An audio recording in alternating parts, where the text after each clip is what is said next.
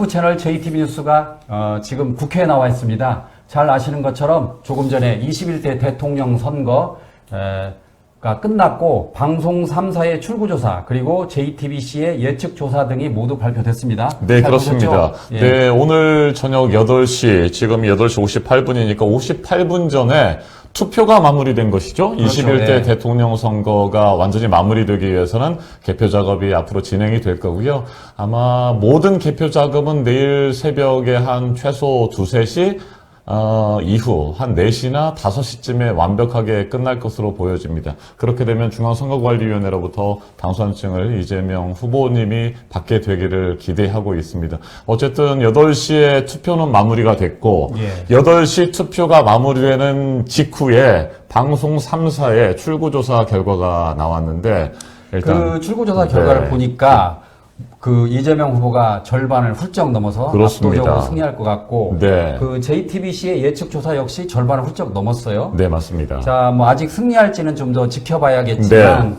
어쨌든 승리할 가능성이 큰데 이 승리의 원동력 뭐라 보십니까? 네, 50%가 넘는 출구조사 결과가 나왔습니다. 아직까지는 정확하게 저희가 승리를 확정 지었다라고 말씀드릴 수는 없는 거고요. 고무적인 결과인 것은 사실입니다. 과반, 그러니까 50% 이상의 출구조사 결과가 나온다는 것이 굉장히 어렵습니다. 물론 최종적으로 개표 작업이 마무리돼야 알겠습니다만 역대 대통령 가운데 50%가 넘는 득표율을 기록한 전직 대통령은 박근혜 전 대통령이 유일합니다. 2012년입니다. 박근혜 전 대통령이 당시에 51.55%의 득표율을 최종 기록했습니다. 그런데 오늘 방송 3사의 출구조사 결과를 보면 51.55%를 넘어섰습니다. 근소한 차이로 51.55%를 넘어섰기 때문에 저희는 굉장히 고무적입니다. 50%를 넘어서서 저희 욕심 같아서는 뭐 55%, 60%의 최종 득표율을 기록하기를 기대하고 있습니다만 일단 과반을 넘은 것만 해도 정말 감사하죠.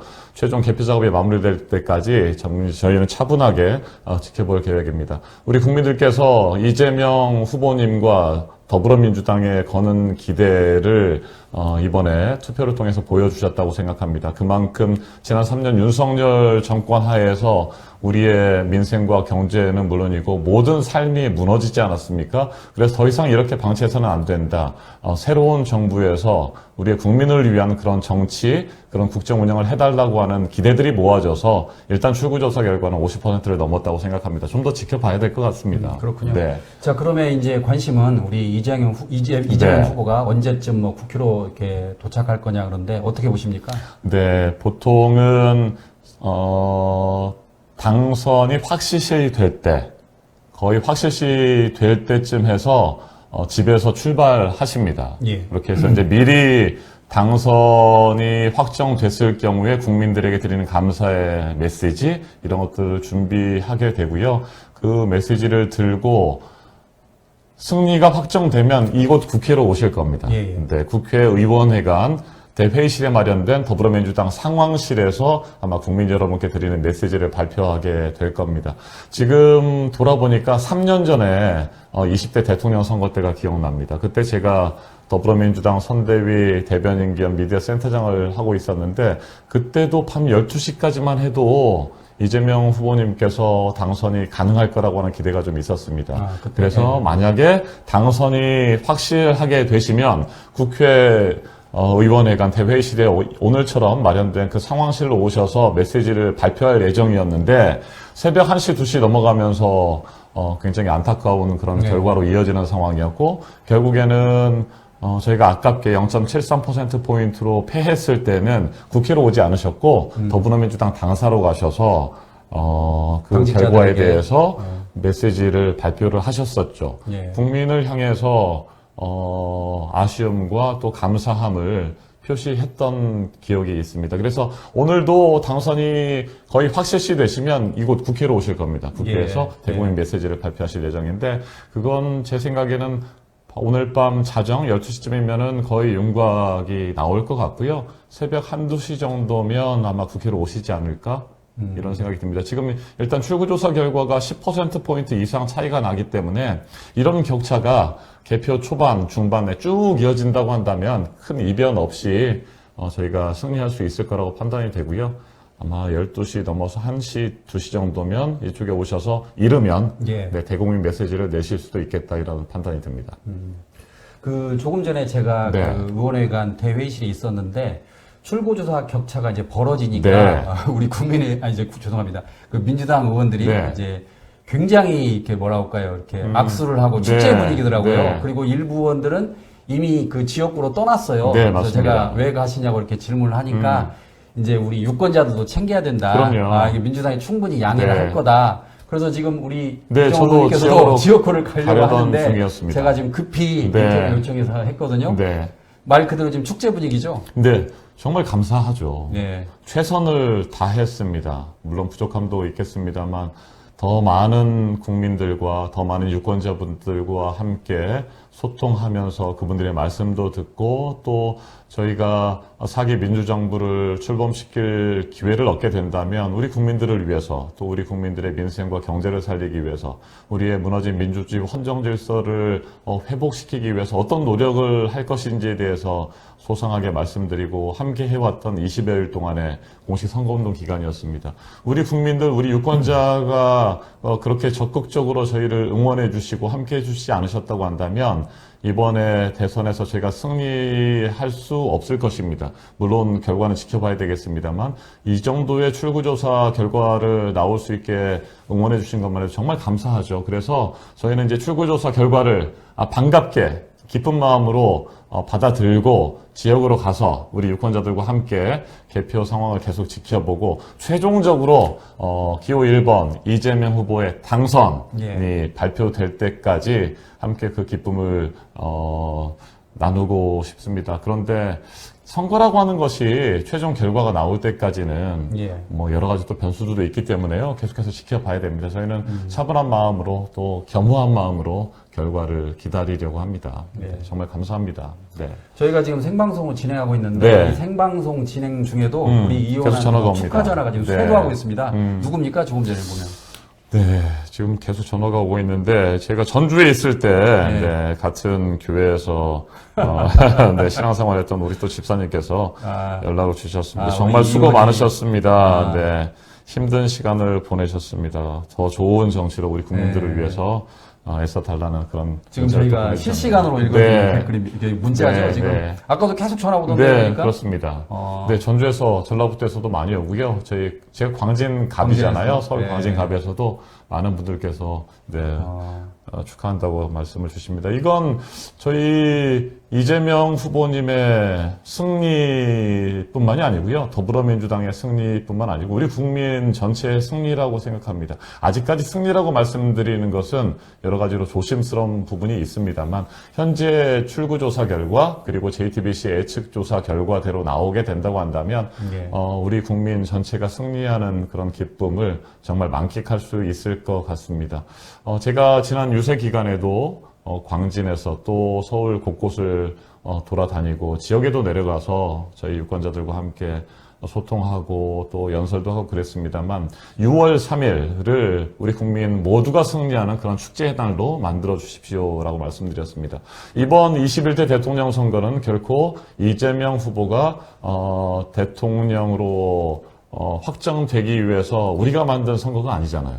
더불어민주당이 정권을 재창출하기 위해서 만들어낸 21대 조기 대선이 아니지 않습니까? 이건 너무나도 명백하게 윤석열과 그 내란 세력이 일으켰던 비상계엄과 내란, 또 지난 3년 동안의 폭정에 대한 심판의 선거 아니겠습니까? 그래서 5년에 한 번씩 치러지는 대통령 선거가 이번에는 3년 만에 치러지게 된 조기 대선입니다. 보궐선거잖아요. 대통령이 잘못해서 우리 국민들께서 대통령을 쫓아냈고 그에 따라서 치러지는 대선입니다. 그래서 마냥 기뻐하거나 그럴 수는 없습니다만 어쨌든 지난 3년 동안에 우리 국민들이 너무나도 힘들고 고통스러운 시간을 보냈기 때문에 5년 동안 그 고통이 이어지지 않고 그래도 3년 만에 윤석열과 그 내란 세력을 확실하게 심판하고 윤석열 3년의 긴 터널을 끝낼 수 있어서 그것이 참 기쁘죠. 근데 정말 저희가 완벽하게 승리하고 최종적으로 이재명 후보님의 승리가 확정되고 민선 더불어민주당이 이끄는 민주정부 4기가 내일 예정대로 출범할 수 있다고 한다면 정말 잘 해야 되겠다는 생각이 듭니다. 어제도 저희 광진갑에서 마지막 집중 유세를 하고 있는데 한 어르신께서 저를 찾아오면서 웃으시면서 그러더라고요. 정말 이번에 승리하면 똑바로 잘해. 네. 그래서 정말 똑바로 잘 하겠습니다라는 말씀을 그게 어떻게 보면요, 드렸습니다. 의원님 이게 네, 국민의 준엄한 명령입니다. 맞습니다. 그러니까 3년 동안 이게 국민들이 이제 네. 대통령을 뽑았는데 이제 정말 아무도 예측하지 못했던 계엄을 선포했잖아요. 그렇죠. 그래서 어쨌든 이재명 후보가 대통령이 되시면 그걸 잊지 말아야 됩니다. 그렇습니다. 그 어느 때보다도 저희 정치가 우리 국민들께 꿈과 희망을 보여드릴 수 있어야 된다고 생각합니다.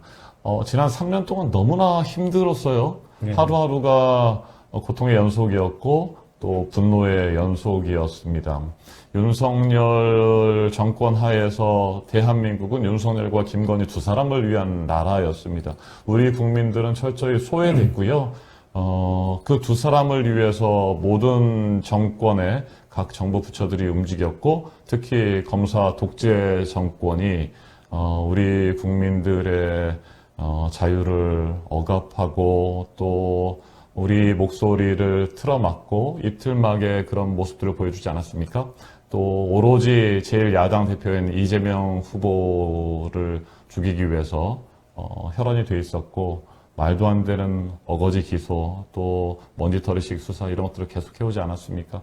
그런 어려움과 역경을 뚫고 우리 국민 여러분께서 기호 1번 이재명 후보와 더불어민주당을 지켜주셨다고 생각합니다. 그리고 무엇보다도 지난 12월 3일 비상계엄 그날 밤 국회로 달려와 주신 수많은 민주시민 여러분 그리고 그 이후에 진행됐던 추운 겨울과 봄에 윤석열 탄핵과 윤석열 파면을 외치면서 무너진 대한민국의 민주주의 헌정 질서를 지켜주셨던 우리 국민들의 승리라고 생각합니다. 우리 국민들이 안 계셨다고 한다면 어떻게 저희가 이번 대선에서 승리할 수 있겠습니까? 근데 여러분께서 그 보내주신 기대와 응원은 정말 잘해라, 똑바로 잘해라 라고 하는 그런 준엄한 말씀이라고 저희는 생각하고 있습니다. 저뿐만 아니라 이재명 후보님께서 그렇게 생각하고 계시고 저희 더불어민주당의 국회의원 전원이 그런 생각을 하고 있습니다. 오늘도 어제까지 이제 선거운동을 끝내고 지역을 돌면서 투표하시는 모습도 보고 또 투표를 하실 수 있도록 독려하고 그러면서 하루를 보냈는데 여러 가지 생각이 들더라고요. 정말 책임감이 크구나. 진짜 우리가 새로운 민주정부 4기를 출범시킬 수 있다고 한다면 우리 국민들의 뜻을 어떻게 받아들일 것인가. 그리고 무너진 민생과 경제부터 당장 살려내는 것이 시급한데 어떻게 하면 최대한 빨리 우리 국민들의 삶이 보다 나아지고 오늘보다는 내일이 낫고 내일보다 모레는 더 꿈과 희망이 넘칠 거라고 하는 그런 기대를 가질 수 있도록 할 것인가에 대한 책임감이 큰 하루였습니다. 네, 정말 잘 하겠습니다. 자, 네. 오늘 그 출구조사 이야기를 더 해보도록 네. 하죠. 물론 이제 결과는 아직 나오진 않았지만, 제가 좀 개인적으로 좀 약간 놀랐던 네. 게 이준석 개혁신당의 결과인데, 네, 출구조사 결과 10% 미만으로 나왔어요. 지금. 그렇습니다. 이게 지금 개혁신당에 정말 큰 타격일 텐데, 네. 이게 이준석 후보의 젓가락 발언이 영향을 좀 미쳤다고 봐야 되지 않을까요? 어떻습니까? 네, 그게 당시에 또 직접 맞습니다. 현장에 계셨잖아요. 네, 3차 방송 토론 과정에서 그 젓가락 발언이 나왔죠. 네. 그 전부터 그러니까 1차, 2차 방송 토론 과정에서도 이준석 후보의 갈라치기, 또 막무가내 공세, 그리고 거짓 주장들, 네거티브, 마타도어 이런 것들이 굉장히 우리 국민들에게 큰 실망감을 안겨주지 않았습니까? 예. 그런데 3차 때 방금 말씀하신 그 젓가락 발언이 결정타를 날렸다. 저는 그 발언을 듣는 순간 깜짝 놀랐습니다. 네. 와, 이게 대한민국의 대선 후보들의 방송 토론이란 말인가? 어떻게 이런 생방송 도중에 저런 발언을 할 수 있을 것인가?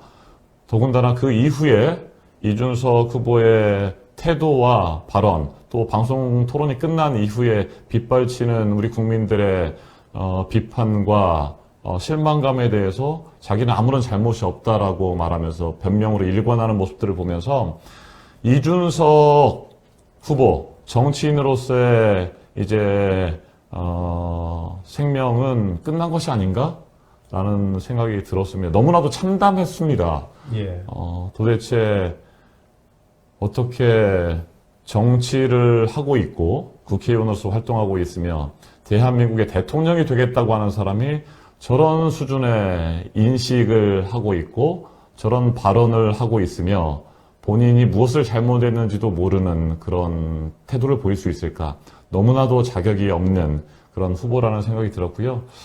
어찌 또 다른 측면에서 보면 그런 모든 것들을 알면서도 표를 한쪽으로 얻기 위해서 오히려 갈등을 유발하고 예. 갈라치기를 끊임없이 해온 그런 장본인 아닙니까? 그래서 이번에도 본인이 일정 수준의 어떤 득표율을 올리기 위해서 그러니까 대통령이 되는 것은 어렵다고 스스로 판단할 것이고 그렇지만 앞으로의 자신의 정치 인생에 있어서 최소 10% 이상이나 15% 이상의 득표율을 기록하기 위해서 한쪽은 완전히 포기하고 다른 쪽의 표를 얻기 위해서 그런 무리한 갈라치기와 혐오성 발언을 이어가는 것이 아니었나라는 생각이 듭니다. 정말 자격이 없는 그런 발언이고요. 그런 정치인은 두 번 다시 보고 싶지 않다라는 생각이 들었습니다. 이번에 그래서 이제 저는 줄곧 3차 토론이 끝난 뒤에 이준석 후보는 자진 사퇴하는 것은 너무나도 당연하고 정치권에서 퇴출돼야 된다라는 그런 주장을 계속 해왔는데 저뿐만 아니라 많은 국민들께서 그렇게 생각하고 있습니다. 나이가 중요한 것이 아니라 어떤 생각을 가지고 있고 본인이 왜 정치를 하고 있는지에 대해서 전혀 생각이 정리가 안 돼 있다라는 것들이 듭니다. 최소한의 우리 국민들이 본인이 그런 발언을 했을 때 어떻게 받아들일지에 대한 공감 능력이라든지 감수성이라든지 아니면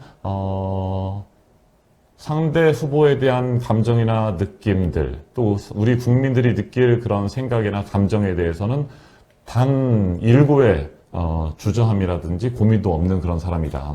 저런 사람이 정치를 앞으로 계속하는 것은 큰일 나겠구나.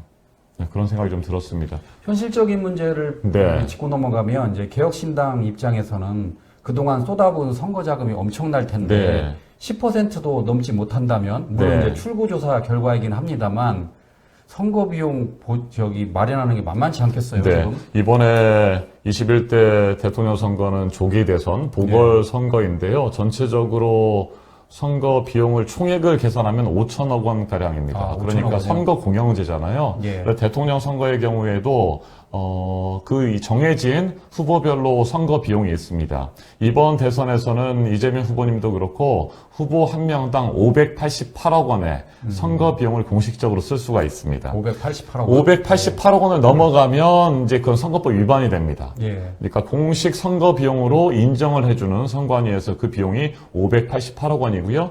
588억 원에서 그 영수증이 첨부가 되고 공식 선거 비용으로 인정되는 비용들이 있다고 한다면 15%의 득표율을 얻으면 588억 원을 전액 국가에서 예. 그것을 이제 비용을 대줍니다. 예. 네, 반환을 해주는 것이고요. 그리고 10%가 넘어가면 그 공식 선거 비용의 절반을 국가에서 보전을 해줍니다. 예. 그런데 이제 10% 미만의 득표율을 기록하면 단 한 푼도 보전을 받지 못하게 되는 못하죠. 것이죠. 예. 그래서 저희 더불어민주당이나 국민의힘 쪽에서는 아마 588억 원을 거의 다 썼을 거예요. 예. 제가 정확하게는 알 수는 없습니다만 비용이 굉장히 많이 들어가거든요. 현수막도 그렇고, 현수막도 그렇고. 그다음에 유세차라든지 또 동별로 한 명씩의 선거 운동원들을 공식적으로 쓸 수가 있거든요. 저희 광진갑의 경우에도 8개 동행이기 때문에 예. 각 동별로 한 명씩 8명의 선거 운동원이 뛰었는데 전국적으로 따져보세요. 그러면 엄청나게 많은 선거 운동원들이 계시잖아요. 그분들이 하루 동안 선거 운동을 하시면서 그 선거 운동을 하신 대가로 보전을 받는, 그 비용을 받는 것이 10만 원 이상씩이 되니까, 그런 비용만 따져도 현수막, 그 다음에 유세차, 운동원. 선거 운동원들, 인건비. 그 다음에 굉장히 또 많은 비용들이 들어가기 때문에 그런 것들 따져보면 588억 원을 거의 다 쓰게 됩니다. 그런데 다만, 개혁신당 이준석 후보는 그렇게 돈을 많이 쓰지는 않았을 않았겠죠. 겁니다. 특히 네. 초반에는 돈을 아끼려고 많이 노력을 네. 했을 것이고, 최근에 이제 뭐 선거 막판에 가서는 유세차도 돌아다니기도 하고, 현수막도 더 걸고 그랬을 텐데, 그러더라도 최소 뭐 수십억 원은 썼겠죠. 네, 수십억 원을 썼을 텐데, 지금 출구조사 결과나 JTBC 예측 조사 결과대로 10% 미만의 득표율을 기록하게 되면 단 한 푼도 보전을 받지 못하게 됩니다. 그래서 다만, 지난번에 제가 네. 그 이성윤 의원하고 한번 이렇게 대담을 했는데 이성윤 의원이 저한테 그런 이야기를 하더라고요. 네. 방송 때. 전국에서 15%를 얻기가 굉장히 힘든 거다. 그럼요. 네, 그래서 이성윤 의원이 아마 그것 때문이라도 이제 그 네. 단일화를 이렇게 네. 할 수도 있다라고 예측을 했는데, 물론 이제 그 두 후보가 단일화 하진 않았지만, 이 전국에서 15% 얻는 게 정말 하늘의 별 따기다 이야기 하더라고요. 맞습니다. 정말 힘이 듭니다. 뭐 대통령 선거도 그렇지만 국회의원 총선도 마찬가지예요. 그렇죠. 네, 15%를 넘으면 그래도 보전을 전액 받지만 10%를 넘으면 절반이고요. 10%를 못 넘는 그런 후보들이 많으니까 그런 분들의 경우에는 재정적으로도 상당히 타격이 되는 거죠. 그래서 예전에 보면 지금이야 선거법이 워낙 정확하게 규정을 하고 있어서 선거비용을 함부로 못 씁니다만, 예전에는 선거 한번 치르고 나면 뭐 집안이 망한다고 폐가망신한다는 얘기도 있지 않습니까? 요즘엔 그렇게 공식 선거 비용이 많이 들어가지는 않습니다. 그리고 충분히 15%만 넘으면 보전받을 수 있기 때문에 그 안에서 써야 되는 것이고요. 절대 10원이라도 그 선거 비용, 선관위에서 인정하는 선거 비용을 넘어가면 선거법 위반이 됩니다. 자, 이번에는 그 국민의힘 이야기 네. 한번 해보도록 하겠습니다. 제가 누차 말씀드리지만 이제 최종이 아닌 출구조사 네. 결과이긴 합니다만, 국민의힘은 지금 상당한 타격을 받은 것 같아요. 네. 아까 조금 전에 그 나경원 의원도 그 JTBC 인터뷰에서 보니까 표정이 상당히 이렇게 네. 어두워져 있더라고요.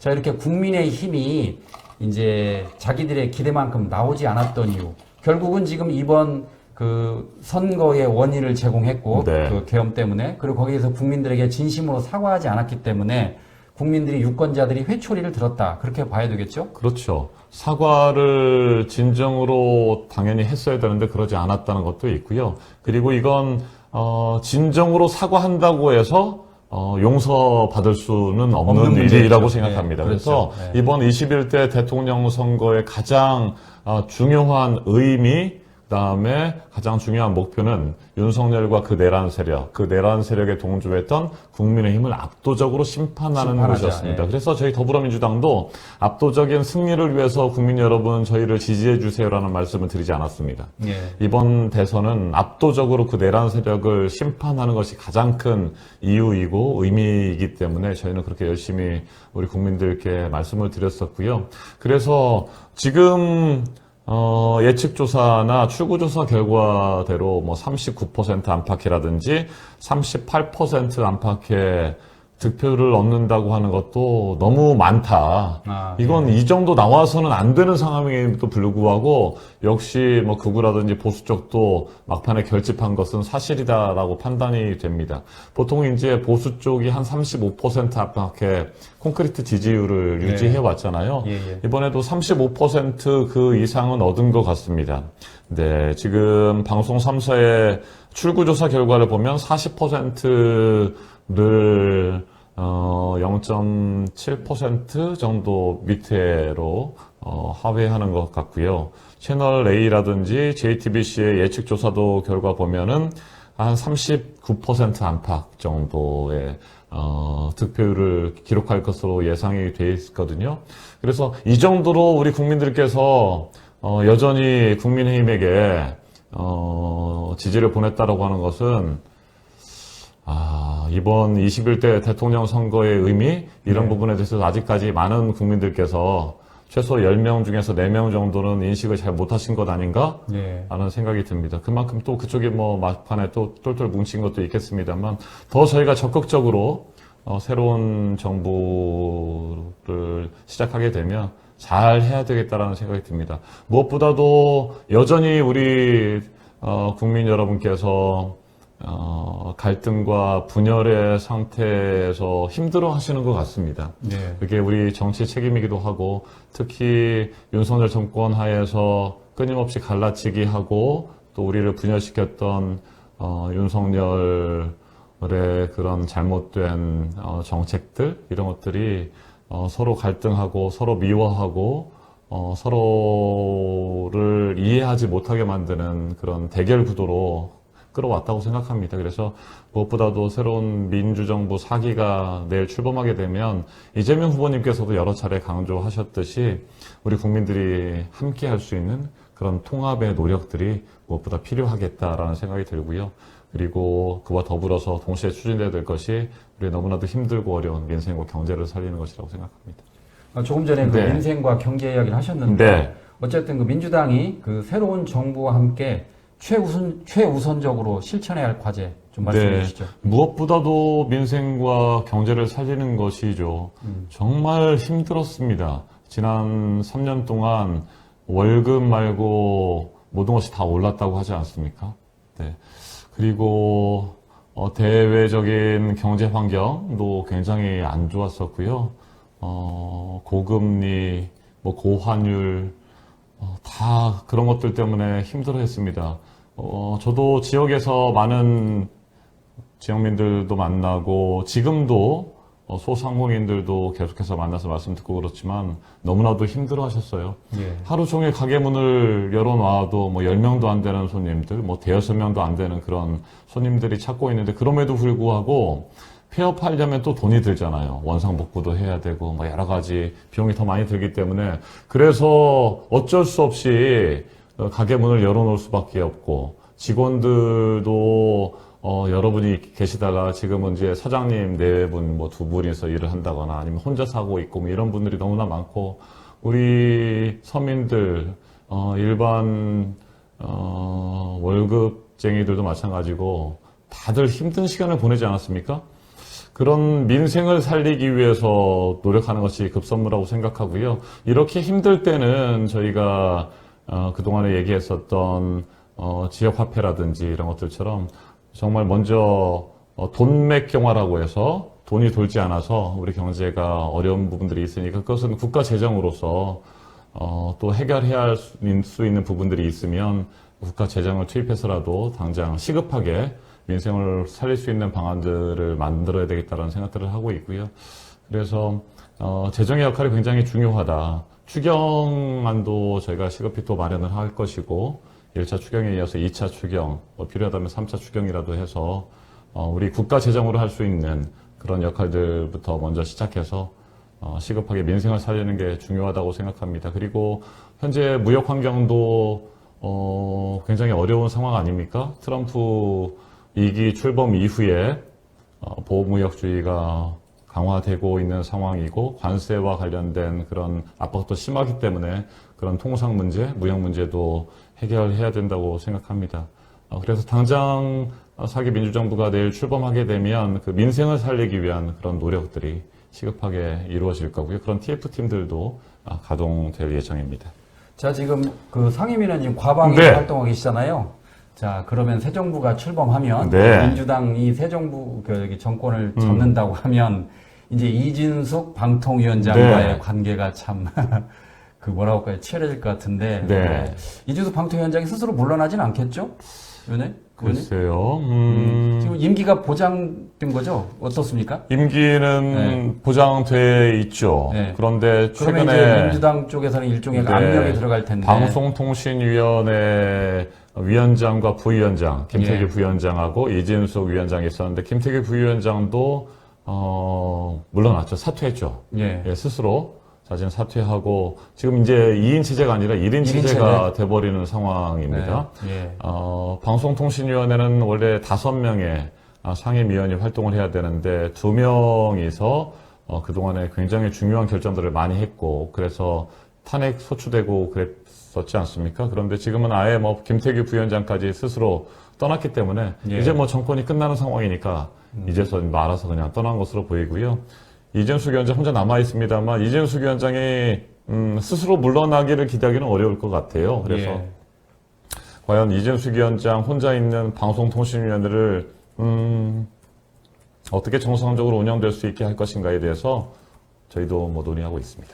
저는 지금 그동안 이제 그 대선 때문에 잘 몰랐는데 조금 전에 말씀하셔서 기사도 찾아보니까 김태규 방통위 네. 부위원장 사퇴를 했네요. 그럼요. 6일 전에. 맞습니다. 어, 김태규 방통위원장이 작년 6월 30일인가요? 7월 30일이었나? 그때 취임을 했을 겁니다. 방통위 부위원장으로. 그렇게 하고 바로 그날 이진숙 위원장하고 두 사람이 공영방송의 이사 선임 문제 뭐 이런 것들을 곧바로 처리하고 막 이랬었죠. 저희가 국회 과방위 죄송합니다. 민주당 의원들이 방송통신위원회를 가서 현장에서 청문회를 한번 한 적이 있었는데 그때 이제 막 그때만 해도 뭐 윤석열 그 정권 하에서 방통위 부위원장이 됐기 때문에 아주 기세가 등등했었고요. 우리 민주당 의원들 앞에서 막 거칠게 뭐 항의하기도 하고 처음에 딱 갔는데 막 고래고래 소리 지르기도 하고 본인이 그 현장 청문회를 하는 것 자체에 대해서 굉장히 막 화를 내면서 그랬던 기억이 있습니다. 그때만 해도 그렇게 기세등등하다가 예. 윤석열 탄핵되고 파면된 이후에는 완전히 기가 죽어가지고 뭐 말을 할 때에도 우리가 질문을 하거나 그랬을 때도 웅얼웅얼하고 도대체 저 사람 왜 저러고 있나 싶을 정도로. 그 작년 과방위 네. 때 그 김태규 부위원장이 네. 쌍욕한 거 기억나세요? 그럼요. 그 저 XS 기억하죠. 쌍욕까지 그럼요. 해가지고 네. 뭐 난리를 쳤었는데. 맞아요. 그랬었다가 슬그머니 이제 네. 윤석열이 파면되고 나서는 완전히 기가 꺾였었고 예. 그 다음에 이제 6.3 21대 대통령 선거일이 다가오면서 이제 본인이 도저히 여기에 계속 있다가는 더 스스로가 그 역사적인 책임감 뭐 이런 부분들이 무거워질 수도 있겠다고 판단했을까요? 그래서 예. 스스로 떠난 것으로 보이고 예. 반면에 이진숙 위원장은 뭐 계속 버틸 태세인 것 같습니다. 그러니까요. 네.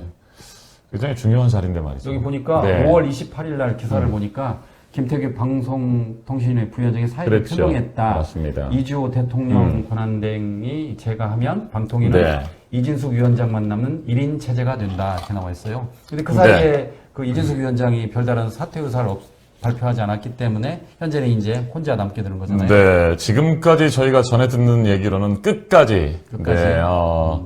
그 자리를 지키기 위해서 모든 노력을 다할 것이다라는 얘기가 드리고 있습니다. 그리고 우리 최민희 위원장과 이진숙 위원장이 치열한 이제 뭐 대통령 선거 끝나고 나면 또 방송통신위원회를 상대로 한 저희 국회 과방위의 현안 질의라든지 또 지난 윤석열 정권 하에서의 방송 장악과 언론 탄압 또 그와 관련된 수많은 소송들 그리고 MBC를 비롯한 언론을 탄압하고 또 표적 심사하고 이랬던 그런 과오들이 있지 않습니까? 이런 부분에 대해서 아마 저희가 현안 질의라든지 청문회를 한다든지 뭐 이런 기회가 있을 수도 있는데 네. 그때 출석하게 되면 뭐 집중 질의라든지 이런 것들이 이루어질 수도 있겠죠. 어떤 태도로 어떤 답변을 할지 저도 궁금합니다. 네. 네.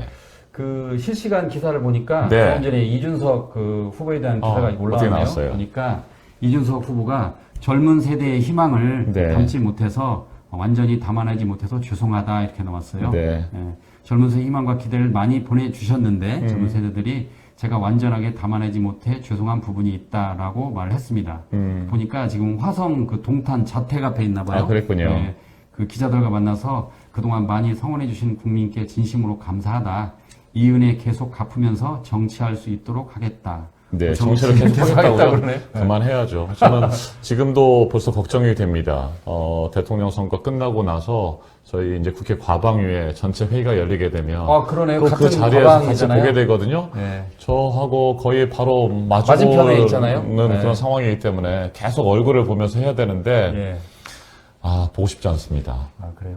또 무슨 얘기로 국민들에게 본인의 그동안의 잘못된 점들에 대해 설명할지 여전히 변명으로 일관할 것으로 보여집니다. 그렇게 문제 젓가락 발언 이후에 국민들의 엄청난 비판과 비난이 있었는데 거기에 대해서 변명으로 일관했고 오히려 국민들을 겁박하고 그러지 않았습니까? 본인에 대해서 비판하는 목소리에 대해서 뭐 내리거나 뭐 그러지 않으면 법적 대응하겠다 뭐 이런 식이잖아요. 네, 그때 그랬죠. 네. 네. 정말 답답한 사람이죠. 네, 정치해서는 안 될 사람이라고 생각합니다. 기본적으로 진짜 왜 본인이 정치를 하는지에 대해서 저는 물어보고 싶어요. 무엇을 위해서 정치를 하는지. 그렇게 해서 본인이 뭐 대통령이 되고 무슨 정치를 하게 될 경우에 이루려고 하는 것이 무엇인지 저는 그게 궁금해요. 그러니까 대통령 선거 때 치러지는 방송 토론이라고 하는 것이 그동안에 수많은 우리 사회에서 제기됐던 문제들을 테이블 위에 올려놓고 대통령 후보들이 우리 국민들 보는 앞에서 건설적으로 토론을 해야 되는 자리 아닙니까?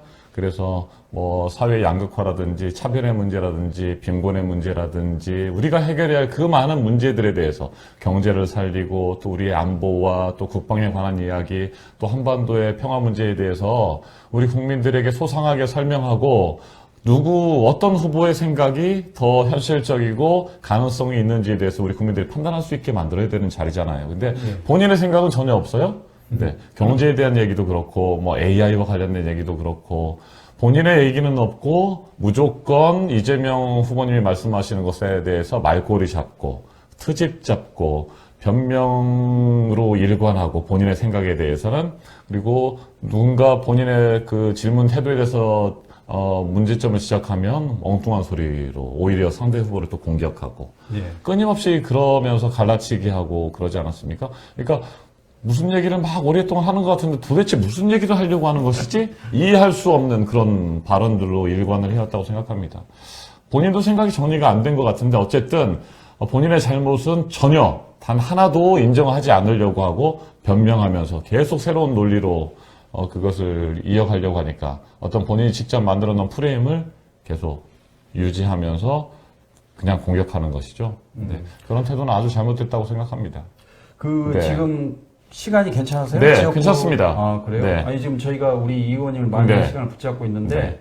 저희가 생방송을 하면서 네. 클립이라고 하잖아요. 짤방. 이거를 계속 만들고 있는데, 지금 시간당 10,000뷰 이상 봐요. 지금. 아, 정말요? 네, 지금 보세요. 지금 네. 25분에 6,500. 아이고. 그러죠? 네. 이것도 4,000. 그래서 네. 더 이야기를 해야 될 것 같아요. 괜찮습니다. 괜찮습니다. 지금 시간당 거의 1만 뷰 이상 괜찮습니다. 봐가지고. 네.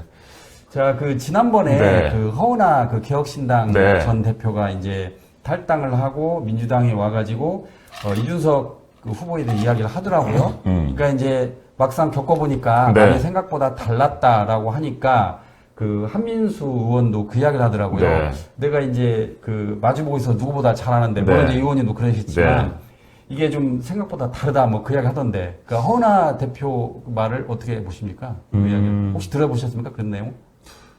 그 내용에 대해서 정확한 네. 워딩은 제가 기억이 나지 않습니다. 그러니까 큰 줄기는 이제 본인이 네. 이렇게 뭐랄까요, TV에서 보던 이준석과 이제 뒷모습은 좀 다르다, 뭐 그런 뉘앙스로 말을 했어요. 저는 이준석 후보에 대해서 기억나는 이미지나 말 같은 것들이 몇 가지가 있는데 그 중에 하나가 국민의힘 쪽에서 당대표로 뽑혔을 때 그때 제가 JTBC 앵커를 하고 있을 때였는데 JTBC 있을 때 오전에 이제 당대표로 선출되고 하면서 뭐 수락연설인가 할 때 비빔밥 얘기를 했어요. 기억나요? 네, 비빔밥. 네. 그래서 우리 사회를 비빔밥처럼 통합하자. 각각의 비빔밥의 원재료들의 맛은 유지하면서 하나가 돼서 더 맛있는 맛을 만들어내는 그런 비빔밥 같은 정치를 하겠다.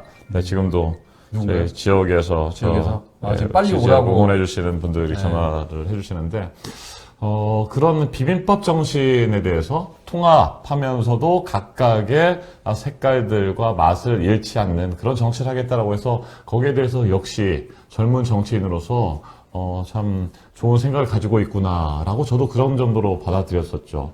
그리고 또 국민의힘에서 당대표를 하고 또 당대표를 하다가 윤석열과 다툼이 있었고 또 뭐 쫓겨나고 뭐 이런 과정들을 보면서 또 윤석열도 문제가 많구나라는 생각들을 좀 했었습니다만 지금 돌아보면 그냥 한마디로 말하면 이준석 후보는 정치를 해서는 안 될 사람이다. 그러니까 본인의 생각이 정리되고 정치에 대한 철학과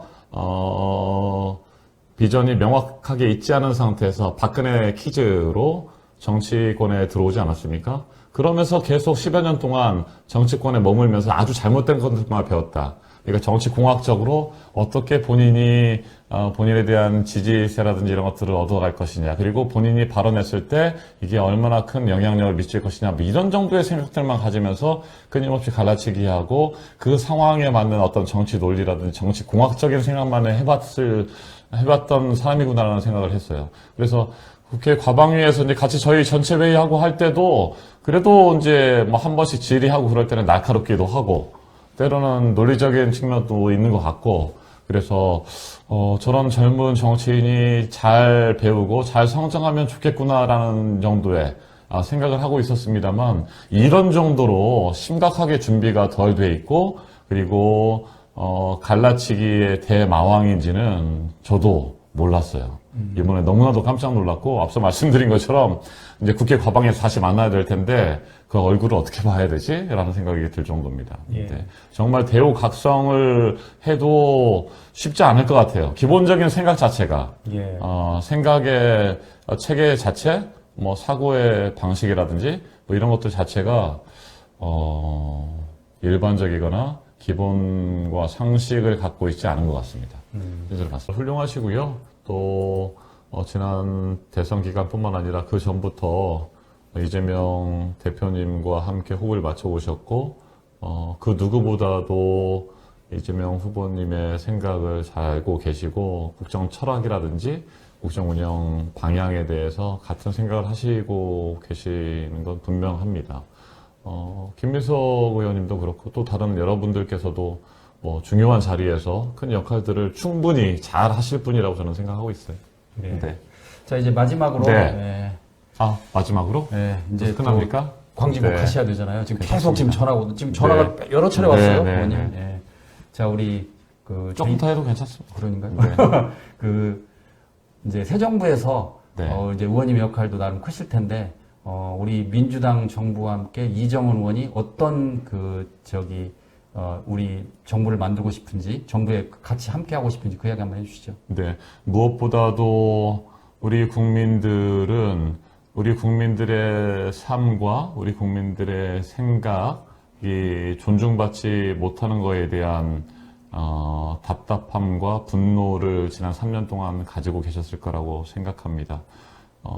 윤석열은 오로지 윤석열과 김건희 두 사람을 지키는데 3년을 다 허비했다고 생각합니다. 윤석열이 지난해 12월 3일 비상계엄을 선포한 것도 뭐 여러 가지 변명으로 일관하고 있습니다만, 가장 중요한 것은 김건희와 관련된 수많은 의혹들, 그리고 김건희뿐만 아니라 본인과 관련된 공천 개입 의혹이라든지 최상병 순직 사건과 관련된 수사 외압이라든지 본인과 김건희를 향해 오는 수많은 의혹들의 실체가 드러나는 것을 막기 위해서 비상계엄을 선포했다고 생각합니다. 그게 저는 진실이라고 생각합니다. 그게 맞아요. 네. 그래서 특히 명태균 게이트가 터지고 명태균과 관련된 수많은 녹취들이 쏟아져 나왔고, 창원지검에서 김건희와 관련된 의혹 수사한 결과들이 공개되기 직전이었고, 이런 것들을 막기 위해서 비상계엄을 선포한 것이거든요. 그런 것들을 통해서 본인과 김건희를 위한 나라를 3년 동안 만들어 버렸고, 그 과정에서 우리 국민들의 민생과 경제는 정말 바닥으로 떨어졌고, 우리 국가의 신뢰도나 국격은 정말 땅에 떨어지지 않았습니까? 민주주의고 헌정 질서도 무너졌고요. 그런 부분들이 너무나 안타깝기 때문에 진짜 우리 국민이 주인되는 대한민국을 만들어야 된다고 생각합니다.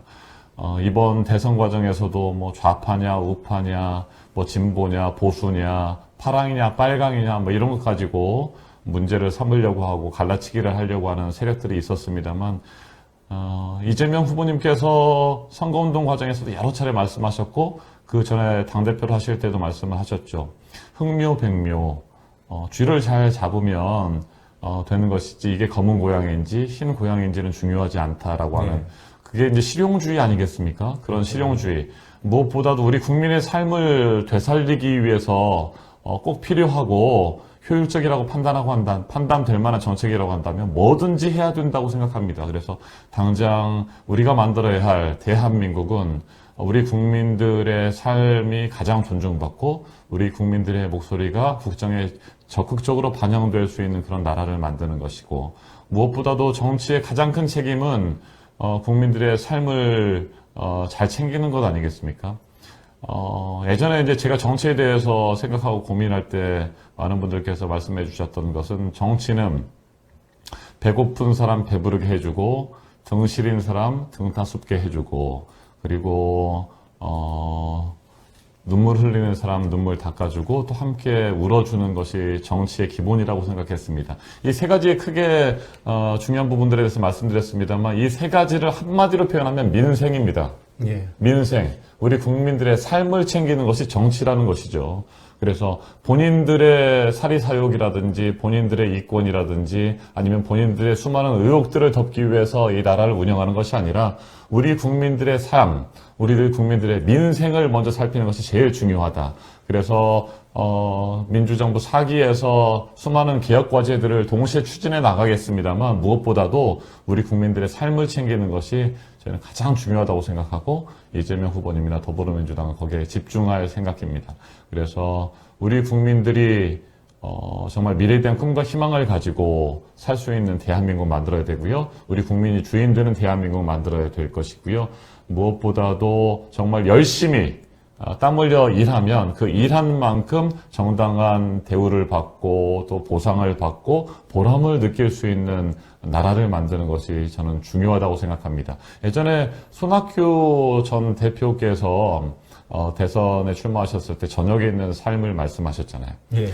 저녁에 있는 삶. 그러니까 하루 열심히 일하고 저녁이 되면 집에 돌아와서 또 사랑하는 가족과 사랑하는 친구들과 여유 있고 풍요로운 저녁 시간을 보낼 수 있는 그런 삶을 만들어야 된다고 주장을 하셨는데, 저는 그것과 함께 아침이 설레는 대한민국을 만드는 것이 필요하다고 생각합니다. 이번 대선 과정에서도 지역에서 제가 유세를 할 때 항상 그런 말씀을 드렸습니다. 아침이면 설레는 마음으로 직장과 학교로 갈 수 있는 그런 대한민국 만들겠습니다. 그러니까 아침이 지난번에 설레는 보니까 대한민국. 광진역에서 네, 아침 그런 말씀을 7시에 드렸죠. 그냥 그 출근길 시민들을 향해서 매일 아침 인사도 그러던데. 네, 그럼요. 네. 그런 것들이죠. 근데 이제 대선도 그렇고 지난 총선 때도 매일 유권자 여러분께 인사드리고, 또 제일 중요한 것은 그분들의 표정, 그분들의 모습을 살피는 것도 큰 공부가 됐던 것 같아요.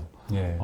하나같이 지난 총선 때도 작년에 굉장히 어둡고 무거운 어깨, 그 다음에 힘들어하는 그런 표정들. 퇴근하실 때도 뭐 저녁에도 2-3시간씩 퇴근 인사도 드리고 그러니까, 아침에도 굉장히 무거운 어깨를 이끌고 그 직장으로 학교로 가는 우리 시민들의 모습을 봤고, 또 퇴근할 때 지쳐서 힘들어서 그냥 고개 푹 숙이고 그냥 스마트폰이나 이렇게 쳐다보면서 인사를 드려도 고개도 들지 않고 그렇게 네. 힘겹게 한 발 한 발 오르시는 모습을 보면 너무나 마음이 아팠거든요. 다만 작년과 올해는 분명히 분위기가 좀 차이가 있었습니다. 작년에 정말 절망적이었던 것 같고요. 그런 절망의 연속이었다고 한다면, 이번 대통령 선거 때 출퇴근 인사를 드릴 때 보면 그래도 기대감, 희망, 이런 모습들도 많이 발견할 수 있었습니다. 이제 윤석열 정부 3년의 긴 터널의 끝이 보인다? 라고 하는 어떤 희망, 기대감들을 가지신 것 같아요. 우리가 코로나19 3년의 긴 터널을 빠져나왔잖아요. 그래서 정말 힘들고 어렵지 않았습니까? 사회적 거리두기. 함께 더불어서 더 힘든 사람들을 위로하고 또 챙길 수도 없는 그런 사회적 거리를 두면서 우리가 살아왔었고, 그 힘겹게 코로나19의 3년의 터널을 빠져나와서는 우리가 정말 더불어 행복한 대한민국에서 살 수 있지 않을까? 라는 생각을 해왔잖아요. 우리가 K-방역, 또 코로나19도 문재인 정부 시절에 슬기롭게 잘 극복해왔고, 그래서 대한민국이 더 발전하고 또 더 더불어 행복한 세상이 올 거라고 생각했는데, 3년 전에 윤석열 단 한 사람 뽑아서 더 길었고 더 어두웠고 더 참담한 그런 3년의 윤석열 터널을 저희는 지나왔다고 생각합니다. 그래서 다시는 그런 터널 속으로 빠져들지 않기 위해서 우리 국민들에게 꿈과 희망을 드릴 수 있기 위해서 진짜 잘해야 된다. 네. 똑바로 잘 해야 된다라는 그런 막중한 책임감을 느끼고 있어요. 그래서 오늘도 이제 출구조사 결과, 예측조사 결과가 나왔습니다만 마냥 기쁘지만은 않습니다. 그 많은 기대들을 우리가 어떻게 잘 수렴하고 우리 국민들의 바람을 실질적인 성과로 이끌어낼 수 있을 것이냐, 이것이 중요하지 않겠습니까? 그동안에는 저희가 야당으로서 집권 여당과 윤석열 정권을 비판하고 끊임없이 견제하는 역할들을 해왔지만 이제는 저희가 수권 정당으로서 정부 여당으로서 또 집권하는 민주정부로서는 진짜 잘 해야 되는 것이거든요. 그래서 정말 국민만 바라보고 우리 역사의 발전을 위해서 똑바로 하지 않으면 안 되겠다라고 하는 무거운 책임감을 더 느끼게 되는 순간입니다. 지금 이 순간이. 그리고 이제 뭐 10시도 안 됐잖아요. 예.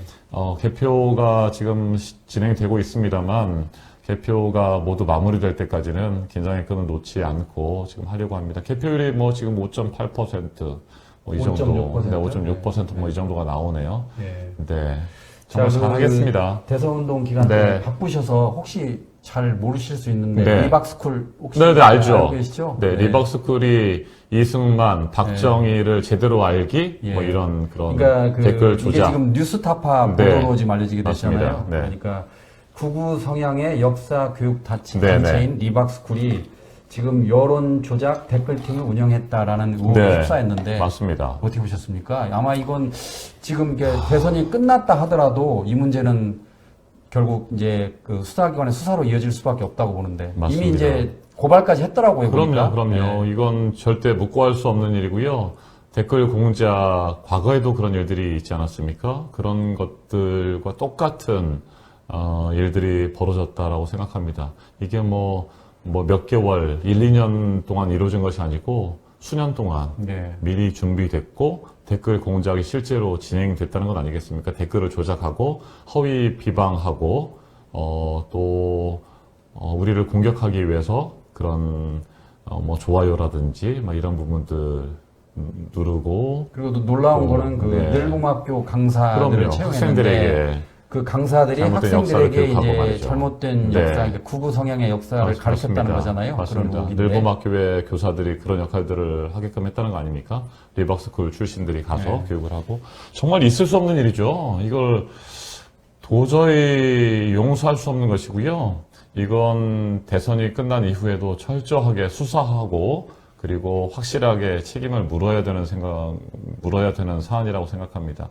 이런 식으로 상대 후보라든지 또 제1야당 대표 이재명 후보님을 끊임없이 공격하고 허위 비방하면서 그렇게 거짓으로 진실을 가리면서 우리의 정치를 또다시 크게 후퇴시키고 우리 국민들의 눈과 귀를 가리는 뭐 아주 잘못된 것 아니겠습니까? 이 부분에 대해서는 더 이상 이런 일들이 반복되지 않도록 철저하게 책임 추궁을 하고 법적 처벌을 받을 수 있도록 해야 된다고 생각합니다. 이건 네, 반드시 저희가 관심을 가지고 계속해서 지켜볼 겁니다.